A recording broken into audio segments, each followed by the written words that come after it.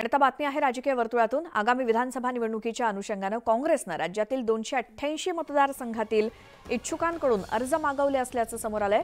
10 जुलैपर्यंत प्रदेश काँग्रेस कार्यालयात हे अर्ज जमा करण्याचं आवाहन एका परिपत्रकातून करण्यात आलंय।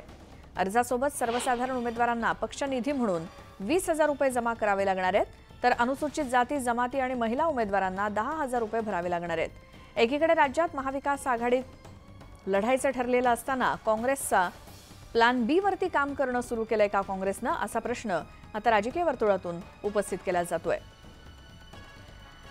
या संदर्भात आपण अधिक बोलूयात। काँग्रेसचे नेते आणि प्रवक्ते अतुल लोंढे आपल्या सोबत आहेत फोन लाईन वरती। अतुलजी, स्वागत तुमचं न्यूज 18 लोकमत मध्ये।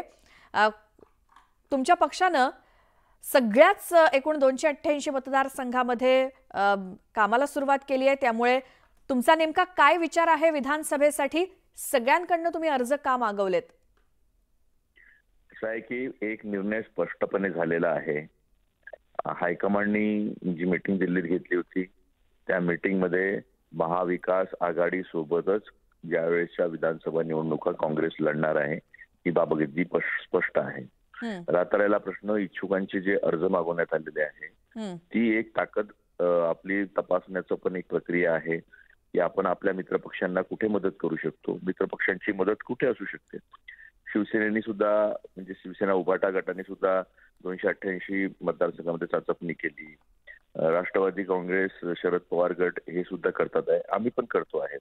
जास्तीत जास्त सीट्स महाविकास आघाडीच्या कशा जिंकून येतील आणि कशा पद्धतीचं एक स्थिर आणि चांगलं सरकार जे आहे ते कसं देता येईल याचा प्रयत्न जो आहे तो याच्यामध्ये आहे। याच्यामध्ये वेगळं लढण्याचं, एकटं लढण्याचं असं काही संकेत पण आहेत असं आम्हाला तरी वाटत। बरं, मात्र तुम्ही म्हणताय महाविकास आघाडी सोबत काँग्रेस आहेच, मात्र हे सगळं करत असताना काँग्रेसनं प्लॅन बी वरती काम करणं सुरू केलंय का, असं देखील एक प्रश्न निर्माण होतोय की विचारला जातोय दबक्या आवाजात? राजकारणामध्ये plan A, plan B, plan C सगळ्याच पक्षांचे असतात, पण हा निर्णय अगदी स्पष्ट आहे की आम्ही महाविकास आघाडी म्हणून निवडणूक लढणार आहे। तिन्ही पक्षांचं त्याच्यामध्ये एकमत आहे, कुठेही काही त्याच्यामध्ये दुमत आमच्यामध्ये नाही। बरं अतुलजी, धन्यवाद। तुम्ही न्यूज 18 लोकमतशी बोललात आणि हे स्पष्टीकरण दिलं। तर ज्या पद्धतीनं काँग्रेसकडून विधानसभेसाठी काम सुरू झालेलं आहे आणि 288 मतदारसंघातनं इच्छुकांकडून अर्ज मागवण्यात आलेले आहेत आणि त्यावरून काँग्रेसचा हा काही प्लॅन बी आहे का असा प्रश्न विचारला जात असताना आम्ही महाविकास आघाडी सोबतच आहोत असं काँग्रेसचे मुख्य प्रवक्ते अतुल लोंढे यांनी स्पष्ट केलं।